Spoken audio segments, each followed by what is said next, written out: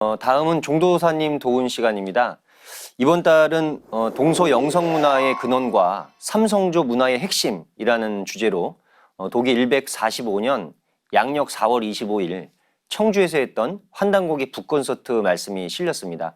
오늘이 바로 첫 번째 시간인데요. 예, 그렇습니다. 이 환단곡이 북콘서트가 이제 국내외에서 수십 차례 이렇게 진행이 되었는데 각 콘서트마다 이제 고유한 그 주제가 있었습니다. 이번 말씀의 그 핵심은 동서양의 영성 문화의 근원에 이 천신단, 즉 신단수 문화가 있다는 내용입니다. 네. 서두에서 이 종도사님께서 우리 시원 역사의 그 근본 주제에 대해 말씀을 이렇게 하셨습니다. 네. 성우의 목소리로 한번 들어볼까요?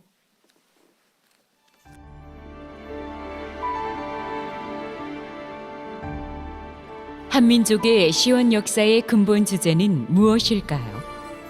그것은 한마디로 우주 광명인데 한 글자로 환입니다.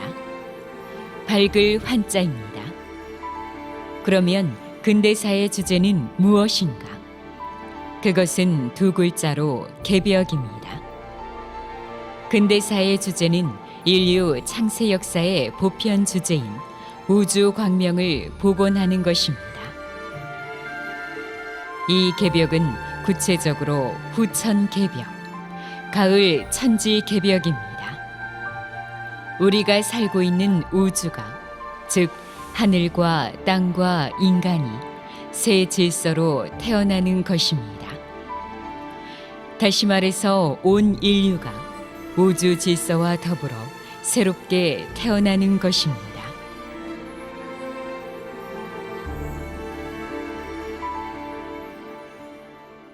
종도사님께서 매번 강조하신 부분인데요.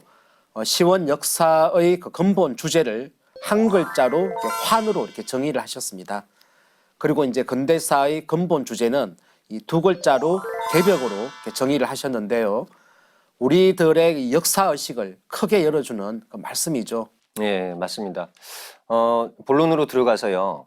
이번에 이제 다룰 주제가 세 가지인데 첫 번째는 인류 창세사와 동방 문명의 근원이고요. 둘째는 동서 영성 문화, 동서 종교 문화의 이제 핵심입니다. 그리고 세 번째는 송두리째 잘려나간 환국 배달, 조선, 삼성조 7천년 역사 문화의 주요 내용입니다. 자, 오늘은 첫 번째와 두 번째를 한번 살펴보겠습니다. 17쪽 아래에 보면은 우리의 역사 문화를 되찾는 첫걸음은 우주론을 공부하는 것이라는 그 말씀이 있는데요. 이건 아주 중요한 그 방향 설정입니다. 종도사님의 말씀을 직접 한번 들어보겠습니다.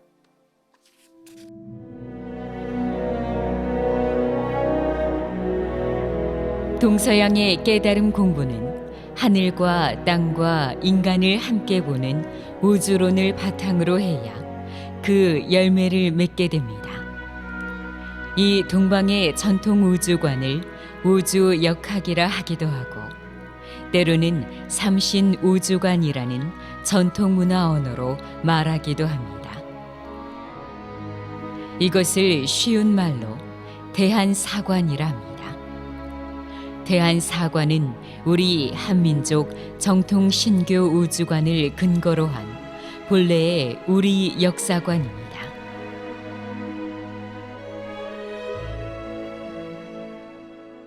그 인간의 역사가 이 우주 변화 원리의 틀 속에 진행이 됩니다.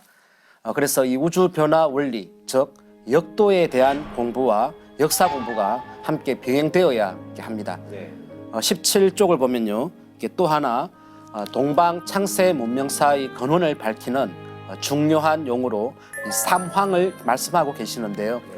이 석삼자, 임금황자, 이 삼황은 천황, 지황, 인왕을 말하고 다른 말로 삼신입니다. 여기서 다시 이제 오제 문화가 이렇게 나오게 되죠. 다스 오자, 임금 제자, 그리고 이제 동서남북 중앙 오방위를 다스리는 그 신을 오제라고 합니다. 삼신과 오제를 이렇게 합쳐서 삼신 오제 사상이라고 하는데 이건 그 신교 우주관의 그 용어입니다. 네. 이거를 이제 중국 한족이 그대로 가지고 가서 이제 그들은 이제 사망 오제를 얘기를 하고 있죠. 예.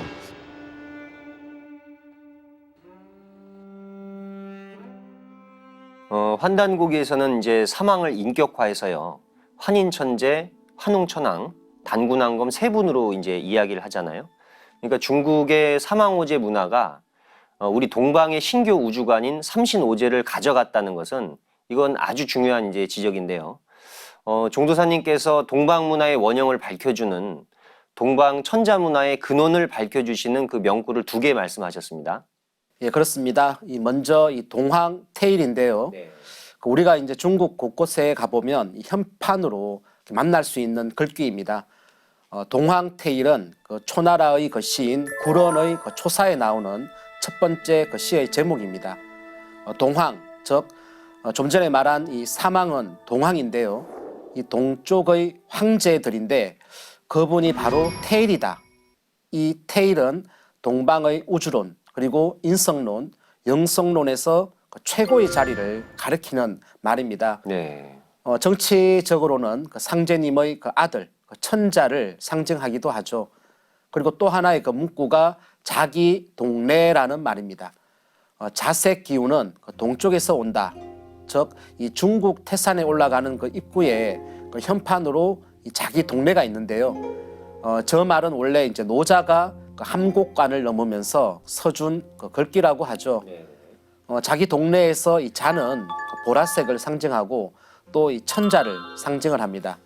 지금의 이 자금성이 있잖아요. 그래서 원래는 이 하늘에 있는 자미성이라는 별자리를 상징을 하는데 천자가 내려오는 그 별자리를 뜻합니다. 자기 동네 그 현판도 중국 곳곳에서 만날 수가 있습니다. 동방 문화의 근원을 밝혀주는 두 문구를 이제 우리가 알았는데요. 동황태일 또 자기 동네 이렇게 듣기만 해도 참 기분이 좋아지는 글귀입니다. 네, 저도 거의 뭐 주문처럼 동황태일 자기 동네를 이렇게 종종 많이 이렇게 읊고 있는데요. 같은 맥락에서 이제 20쪽 아래에 보면은 우리가 이 동북아의 그 역사 전쟁, 그 종주권 다툼의 그 주제는 무엇인가? 한마디로 이 사막 문화의 그 주권 전쟁이라는 놀라운 말씀이 있습니다. 그리고 이제 21쪽을 이렇게 보면요, 그 환단고기에 대한 정의를 이렇게 내려주셨는데 이거는 아마 우리가 꼭 짚고 넘어가야 할 내용입니다. 한번 들어볼까요?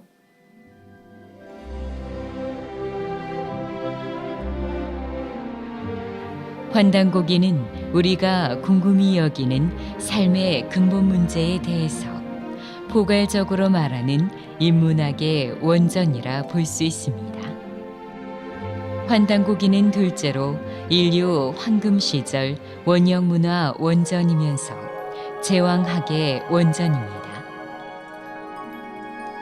셋째로 유불선 기독교, 어떤 종교에서도 맛볼 수 없는 우주와 신의 근본 문제에 대해서 간결하고 명쾌한 논리로서 밝히는 우주 신학 원전입니다.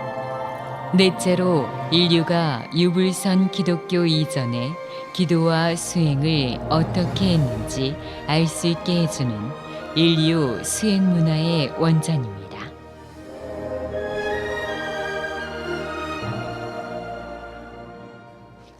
네. 환단고기를 부정하는 강단사학자들의 그 깊은 내면을 한번 이렇게 들어가 보면 환단고기를 이해하지 못하기 때문에 부정하는 심리가 있다고 이제 생각을 하는데요. 예. 환단고기가 이제 해석이 안 되니까 이제 그거를 이제 부정함으로써 자신들의 그 학문의 권력을 지키려고 하는 것이라 이제 생각을 해봅니다. 이제 본론 핵심으로 좀 들어가면은요. 신단수 문화가 동서 문화와 역사를 만든 동력원이다 이렇게 말씀을 이제 하고 계시는데요. 한번 들어볼까요?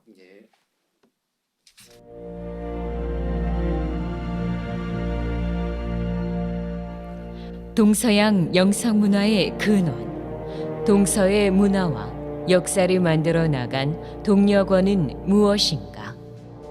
그것은 세 글자로 신단수입니다. 천신단 문화라고도 합니다.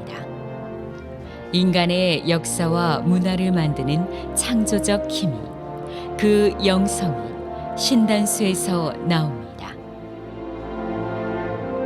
문자 그대로 신이 내려오는 나무, 내 마음과 영혼이 신과 감응하여 만나게 하는 나무입니다.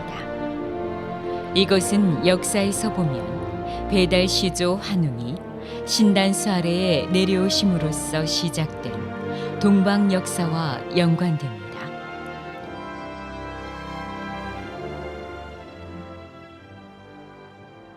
우리가 삼국유사 고조선조에서 환웅이 태백산 신단수에 내려오셨다는 그 기록을 만나게 되는데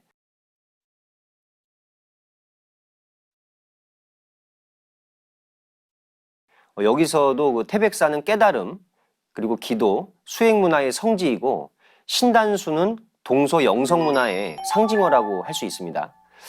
이 신단수 문화가 동서양 곳곳으로 이렇게 퍼져나갔죠. 지구촌의 어디를 가도 신단수 문화를 우리는 만날 수가 있습니다. 예, 맞습니다. 종도사님께서는 그 사망 문화가 구체화된 것이 이제 천신단 문화 또는 이제 신단수 문화이고 그 상징이 웅상이라고 이렇게 하셨습니다. 네. 그 웅상은 이제 환웅은 언제나 우리와 함께 계신다는 그런 의미인데요. 먼저 웅상에 대한 원전 말씀 한번 살펴볼까요? 당군세기 11세 도의 당군 조를 보면 가장 큰 나무를 택하여 환웅상으로 모시고 제사를 지냈다라는 그 대목이 있습니다. 네. 또 여기 보면 또 태백일사 삼신오제 봉기를 보면 둥근 단을 쌓아 하늘에 제사 지내고 땅에 대한 제사는 네모진 언덕에서 지내며 산상과 웅상은 모두 이러한 풍속으로 전해오는 전통이다라는 그런 대목이 있습니다. 산상과 웅상이 이 천재 문화의 그 상징이라고 볼 수 있습니다. 이 문화가 일본 신사에 그대로 이렇게 전수가 되었는데 일본에는 이 산 전체를 그 신의 몸, 그 신체로 이렇게 섬기는 신사들이 아주 많습니다. 네.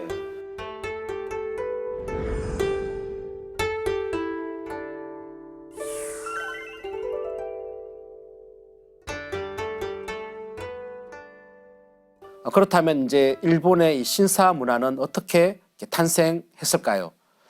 일본 신사의 그 기원에 대한 말씀이 27쪽에 나옵니다. 네.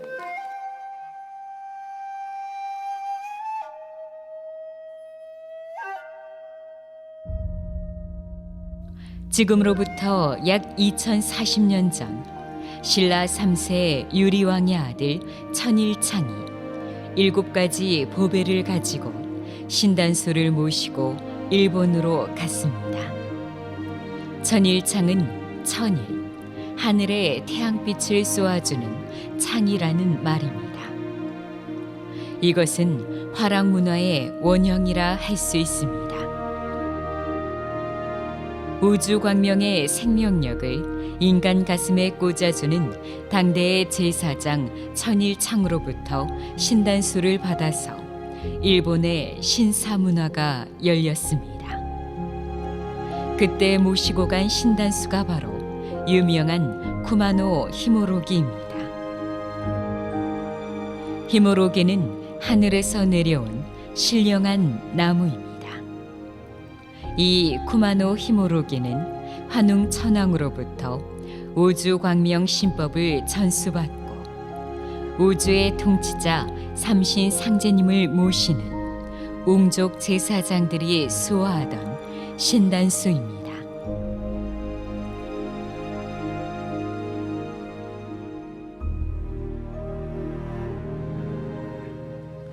예. 일본뿐만 아니라 중국 쪽으로도 그 신단수 문화가 이렇게 흘러갔죠. 개벽지의 24쪽을 보면 중국의 신단수 문화로 그 사천성 광안시 삼성태 그 박물관에 있는 통천 신수를 소개하고 있습니다. 자, 이거는 3000년 전의 나무인데 통천 신수는 제일 아랫부분에 셋으로 갈라진 받침대가 있고요.